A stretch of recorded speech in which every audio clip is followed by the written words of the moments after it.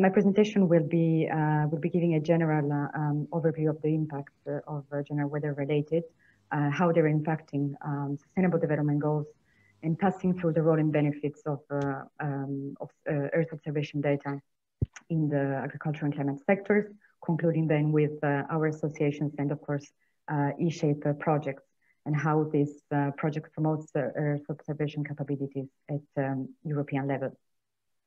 So general weather-related threats as drought, landslide, changing seasonal patterns really pose multiple threats to economic growth, poverty reduction, achievement of the SDGs. SDGs, in fact, are these interlinked 17 goals that set the blueprint to achieve a more sustainable future, addressing different global challenges that we all know, spanning from poverty, climate change, environmental degradation. Despite progress, right now more than 690 million people globally suffer from hunger, more than 135 from acute hunger, also due to man-made conflicts and climate change especially. Achieving SDG number 2, no hunger, is really to give better access to food and to promote sustainable agriculture, but as well to promote access to equal land, technology and market, sustainable food productions, systems and agricultural practices. Parallelly, rapid urbanizations is also putting a huge toll and pressure over agri-water supplies and the living environment. Nearly 3 out of 4 countries globally have implemented and are currently working on implemented national level urban policies related to climate change. And by 2030, there is engagement, global engagement to decrease economic and human losses caused by disasters. All these are also integrated in different UN framework, for example, the Sendai framework on disaster risk reduction. In this framework, Earth observation solutions and services can really be used to map vulnerable, for example, agriculture and urban areas that are potentially affected by geohazards. And value coming from Sentinel data can affect and help in different ways.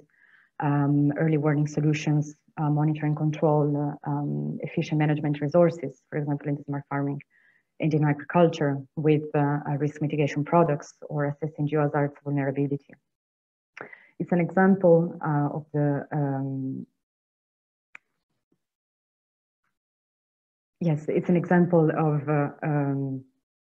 EU services, so for example, ERA 5, the 5th generation ECMWF satellite rainfall estimates, precipitation products, or Ibiza, one of the main startups and companies in the Earth observation ecosystem, which contributes to semi-automatic crowdsourcing and agro-insurance product for small-scale farming.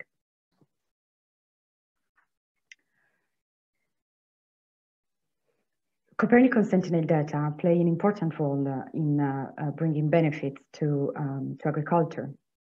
So not only in climate sector and agriculture sector, but also in disasters, to both to primary users, but also to the entire value chain that is associated with these sectors. An example are the Sentinel benefit studies brought forward by EARSC, the European Area for Remote Sensing Companies, and ESA, which studied the value generated using satellite-based data, and particularly the data coming from Copernicus Sentinel satellites. Here in the slides, we can see the different benefits coming from Copernicus Sentinel data, spanning from economic to environment, societal, innovation, science and technology. In terms of economic, for example, the value is reduced inputs, for example, in water, fertilizer, pesticides, and an improvement in the efficacy, in the efficiency, the accuracy, for example, in time and place of using these products. Also in the environmental sector, impacts and benefits can be reduced impact of natural resources, improved preparedness against response to natural disasters, and then societal benefits. Making the public awareness of these technologies, of these benefits, can really be a push to improve response together through this data. In this slide, global applications value, you can see the diversity of applications, many of which are relevant to agriculture. An example is the farm management support in Poland. So this study is really found what are the farmers' benefits. For example, cost saving in pesticides, increases in yield, and the services delivered brings a benefit to the service provider, because for example, can respond to market pressures of the client portfolio, but is also a service that really would benefit secondary beneficiaries, for example, public authorities and citizens benefiting from a more rational use of these products. So upfront, for example, of Copernicus Sentinel-2 free charge of imagery, the total benefits can arrive to 1.24 million per annum, not only to the main beneficiary, but throughout the value chain. So from access to Sentinel data by the service provider to the end of the value chain, impacting beneficiary, both primary users or other users, and the secondary beneficiaries. This slide, we will see the global applications and the impacts, and see how all these studies have been structured. From thematic sector, land, and especially agricultural applications are standing out with 45 cases, followed by ocean and marine sectors. So these Sentinel benefits really convey importance of understanding, of measuring and promote different types of benefits and associated with satellite data in a specific country or region. And this also materializes in different ways for stakeholders, communities, decision makers, users, service providers. So this is a very important tool for our association, the European Association of Remote Sensing Companies, to promote and expand the Earth observation sector in Europe. Just to give a quick data about our association, EARSC is a trade association that was founded in 1989, representing European companies in the field of remote sensing. And EARSC key goals and mission is really fostering the development of European geo-information services industry, helping developing the market for the services and create a sustainable network industry, a network industry, and the decision makers and users covering the full chain. In fact, EARSC represented the members, and then from the data acquisition through processing, fusion, analysis to the final geo-information product service. EARSC is involved in many different projects involved Earth observations, and these are the three main projects that you can see that really support the vision of EARSC. Starting from FIRE.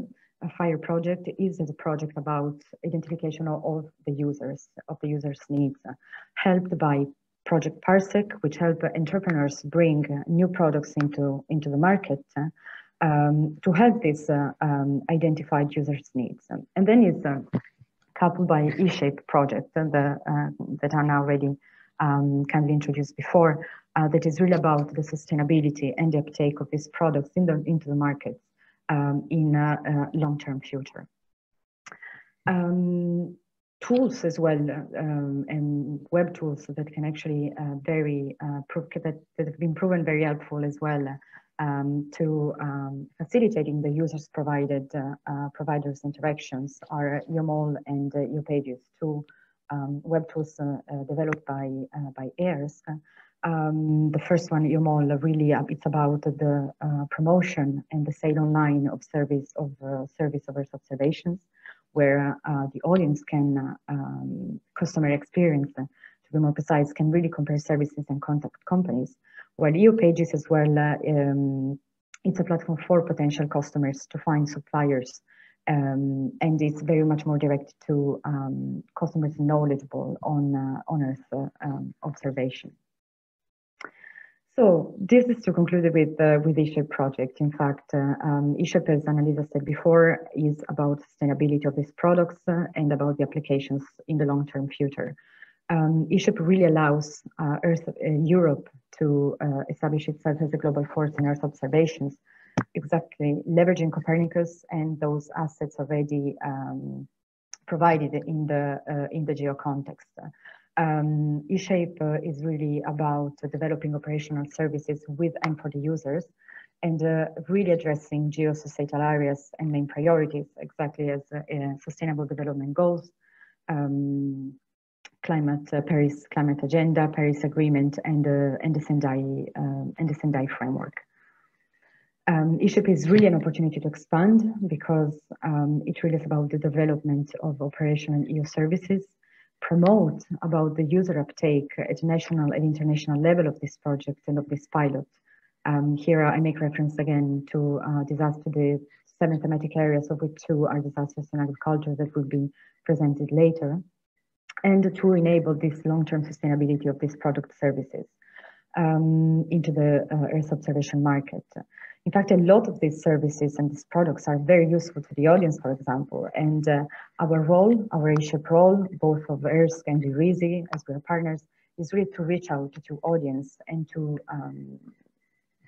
users communities to make aware of these solutions and make them included into this project and into this prospect and ideas to expand. eShape, in fact, is expanding.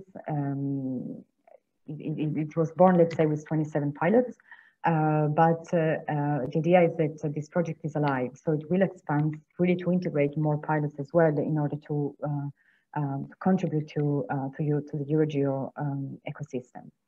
To conclude, this is what we do. It's also about promoting these pilots. We are creating many workshops really to show the value of these products, of these services, of these pilots.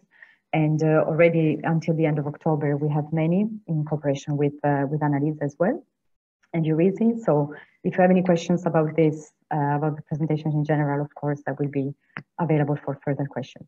Thank you very much.